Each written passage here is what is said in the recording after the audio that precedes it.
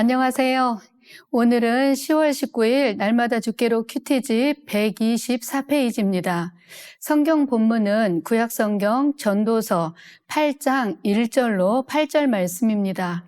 이 말씀을 가지고 왕에게 복종하라라는 제목으로 큐티 가이드를 시작하겠습니다.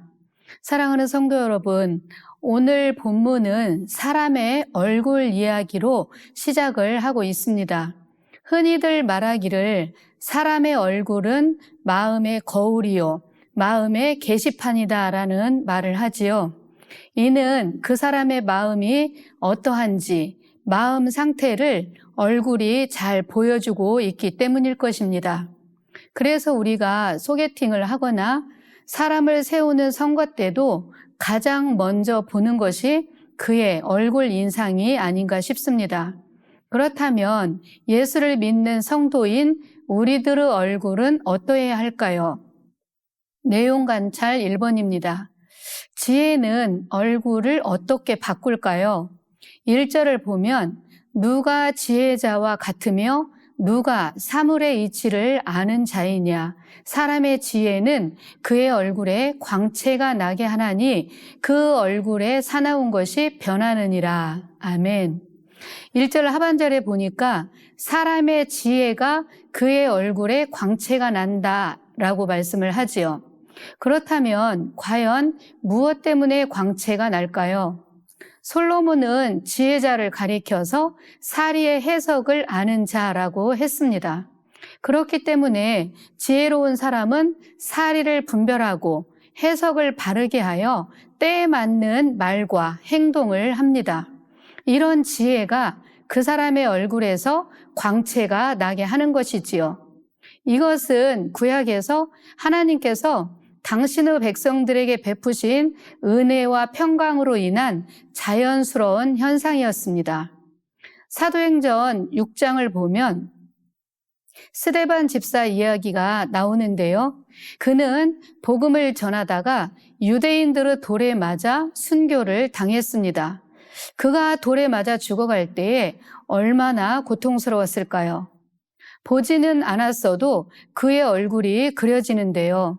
그가 그런 상황 가운데서 성령이 충만하여 눈을 들어서 하늘을 우러러 보았을 때에 하늘문이 열리고 예수님이 하나님 우편에 서 계신 것을 보았습니다.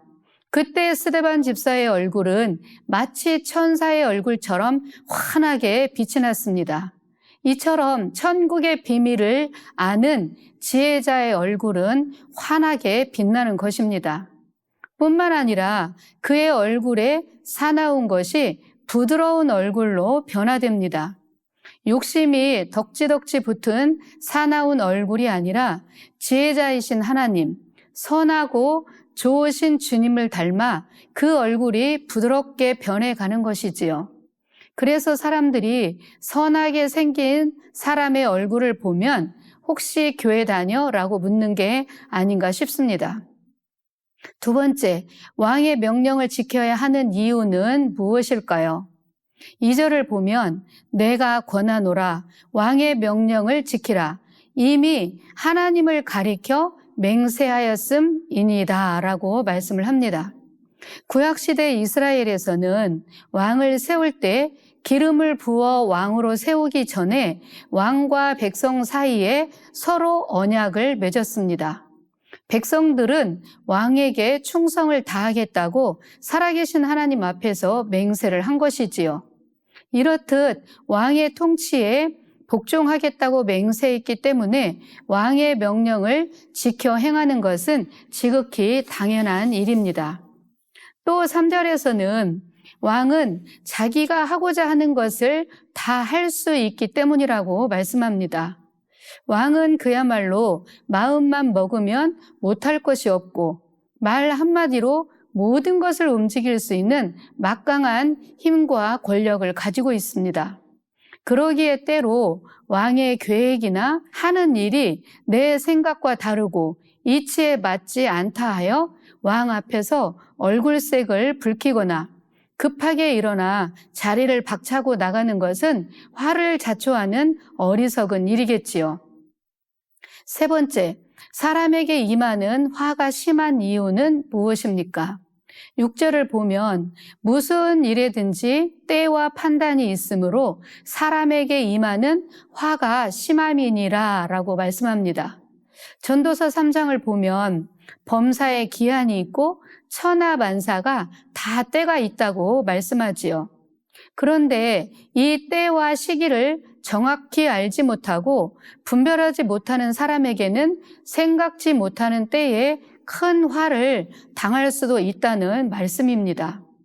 지혜로운 사람은 모든 것에 때와 시기가 있음을 알고 적절하게 행동하지만 어리석은 사람은 자기가 장차 당하게 될 그 화가 얼마나 극심한지를 깨닫지 못합니다.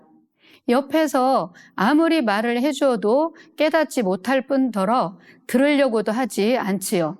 오직 이 땅의 것에 취해 살다가 호련히 닥친 재앙에 큰 화를 당하고 말 것입니다. 그러니 우매한 사람이지요. 그러나 지혜자는 성경이 말씀하고 있는 말세의 종말, 그날이 반드시 온다는 것을 알고 그 때를 대비하며 살아갑니다. 그런 사람은 호련히 닥칠 큰 화를 모면할 수 있을 것입니다. 네 번째, 연구와 묵상입니다. 왕의 말이 절대적인 이유가 무엇인지 묵상해 봅시다. 4절에서 왕의 말은 권능이 있다라고 합니다. 솔로몬이 본문의 말씀을 기록할 당시에는 왕이 절대 권력을 가지고 있을 때입니다. 왕의 말 한마디에 신하의 목숨이 달려 있다고 해도 과언이 아닐 것입니다. 그러므로 신하가 자기의 본분을 알고 자기의 위치를 지키는 것은 굉장히 중요하지요. 한마디로 자기의 분수를 아는 것입니다. 우리는 자기의 위치를 망각한 타락한 천사장 루시퍼가 하늘에서 내쫓김을 당했던 것을 기억해야 합니다. 그리고 말 한마디로 모든 것을 움직일 수 있는 절대 권력자, 왕 앞에서는 모든 것을 삼가고 조심해야 하는 것처럼 만왕의 왕 대신 하나님께 순종하고 그 명령을 지키는 것이 참 지혜임을 알아야 합니다. 다섯 번째, 삶의 적용입니다.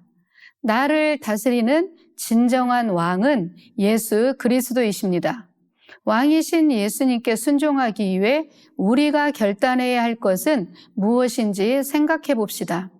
먼저는 내 인생의 주인이 내가 아니라 왕 대신 하나님임을 인정해야 합니다. 그리고 내가 판단하는 것과 내 생각을 내려놓는 것이지요. 우리가 살아가다 보면 우리의 상식과 지식으로 이해되지 않는 많은 일들을 겪게 됩니다. 일례로 의로운 자는 상을 받아야 되고 악한 자는 당장 벌을 받아야 되는 것이 마땅하다고 생각하지요. 그런데 세상은 그렇게 되지 않고 반대로 될 때가 참 많습니다. 이런 모순된 일을 겪으면 하나님을 원망하기 쉽고 하나님을 등질 때도 있습니다. 그럴 때 우리는 내 생각을 내려놓아야 합니다. 현재 되어지는 일이 내 생각과 많이 다르다 해도 하나님이 선하시다는 것을 전적으로 믿는 것이지요. 우리의 왕이신 하나님은 전적으로 선하시며 의로우신 분이시기에 결국은 가장 좋은 길로, 가장 선한 길로 인도하실 것을 믿는 것입니다. 그리고 그분의 말씀에 전적으로 순종하며 따라가야 되는 것이지요. 감사합니다.